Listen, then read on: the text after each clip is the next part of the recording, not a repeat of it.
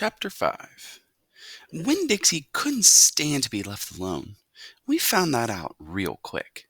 If me and the preacher went off and left him by himself in the trailer, he pulled all the cushions off the couch and all the toilet paper off the roll. So we started tying him up outside with a rope when we left. That didn't work either. Winn-Dixie howled until Samuel, Mrs. Detweiler's dog, started howling too. It was exactly the kind of noise that people in an all-adult trailer park do not like to hear. "He just doesn't want to be left alone," I told the preacher. "That's all. Let's take him with us." I could understand the way Winn-Dixie felt. Getting left behind probably made his heart feel empty.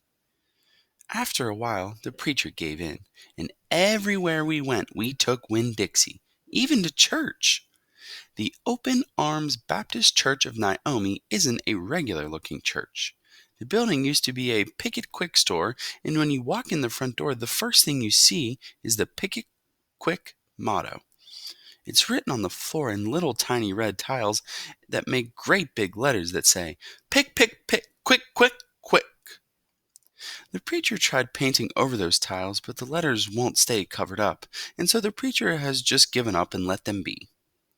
The other thing about the Open Arms that is different from the other churches is there aren't any pews. People bring in their own fold-up chairs and lawn chairs, and so sometimes it looks more like the congregation is watching a parade or sitting at a barbecue instead of being at church. It's kind of a strange church, and I thought. Winn-Dixie would fit right in. But the first time we brought Winn-Dixie to the Open Arms, the preacher tied him up outside the front door. "Why did we bring him all the way here just to tie him up?" I asked the preacher. "Because dogs don't belong in church, Opal," the preacher said. "That's why." He tied Winn-Dixie up to a tree and said how there were lots of shade for him and that he ought to work out real good. Well, it didn't. The service started and there was some singing and some sharing and some praying. And then the preacher started preaching. And he wasn't but 2 or 3 words into his sermon when there was a terrible howl coming from outside. The preacher tried to ignore it. "Today," he said. "Ooh," said Winn-Dixie. "Please," said the preacher.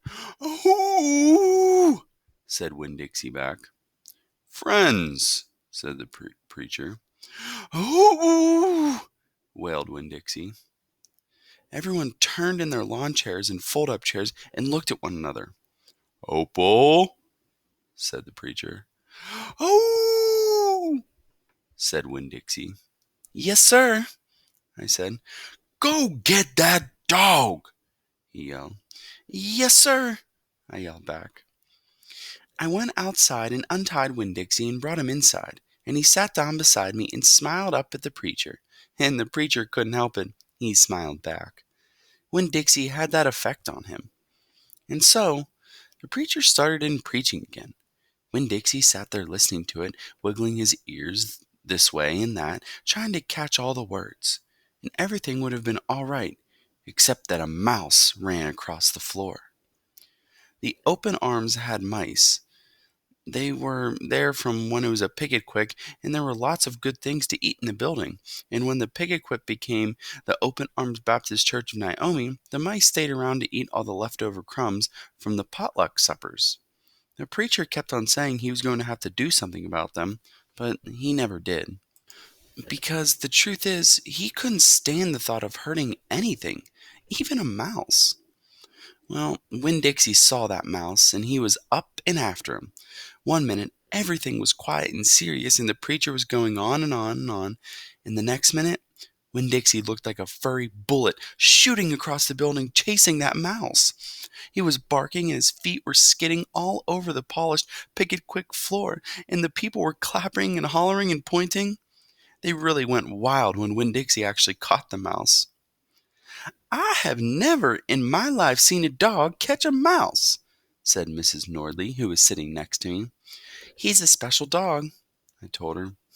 "I imagine so," she said back. Winn-Dixie stood up there in front of the whole church, wagging his tail and holding the mouse real careful in his mouth, holding onto him tight but not squishing him. "I believe that mutt has got some retriever in him," said someone behind me. "That's a hunting dog." Winn-Dixie took the mouse over to the preacher and dropped it at his feet. And when the mouse tried to get away, Winn-Dixie put his paw right on the mouse's tail. Then he smiled at the preacher. He showed him all his teeth. The preacher looked down at the mouse. He looked at Winn-Dixie. He looked at me. He rubbed his nose. It got real quiet in the picket-quick. "Let us pray," the preacher said, "for this mouse." And everybody started laughing and clapping. The preacher picked up the mouse by the tail and walked and threw it out the front door of the picket-quick, and everybody applauded again. Then he came back and we all prayed together. I prayed for my mama. I told God how much she would have enjoyed hearing the story of Winn-Dixie catching the mouse. It would have made her laugh. I asked God if maybe I could be the one to tell her that story someday. And then I talked to God about how I was lonely in Naomi because I didn't know that many kids, only the ones from church. And there weren't that many kids at the open arms, just Dunlap and Stevie Dewberry, two brothers who weren't twins but looked like they were. And Amanda Wilkinson, whose face was always pinched up like she was smiling real bad. And Sweetie Pie Thomas, who was only 5 years old and still mostly a baby. And none of them wanted to be my friend anyway because they probably thought I'd telling them to the preacher for every little thing they did wrong, and then they would get in trouble with God and their parents. So I told God that I was lonely, even having Winn-Dixie. And finally, I prayed for the mouse, like the preacher suggested. I prayed that he didn't get hurt when he went flying out the door of the Open Arms Baptist Church of Naomi. I prayed that he landed on a nice, soft patch of grass.